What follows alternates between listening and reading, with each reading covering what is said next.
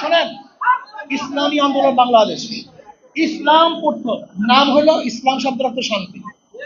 তাদের নামের প্রথম শান্তি, তাদের প্রতীকের মধ্যে শান্তি, তাদের কাজের মধ্যে শান্তি। ইনশাআল্লাহ বিশ্বাস করি ইসলামী আন্দোলন বাংলাদেশে যদি ক্ষমতায় যায় তাহলে বাংলাদেশের প্রত্যেকটা মানুষের অধিকার বাস্তবায়ন হবে, চাই সে পুরুষ হোক, মহিলা, ঋষি, কৃষক, মজদুর, তাঁতি, জেলে, মেটো, শিক্ষিত নন শিক্ষিত, যত প্রকার, যত শ্রেণীর, যত আদর্শের মানুষ বাংলাদেশে বসবাস করে, যত ধর্মের মানুষ বাংলাদেশে বসবাস করে, প্রত্যেকটা মানুষ শান্তি পাবে, মুক্তি পাবে।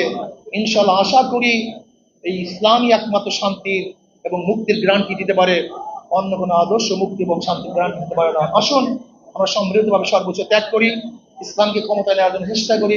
আল্লাহ আমাকে সবাই কবুল করে নেন। আজকে মাহফিল হলো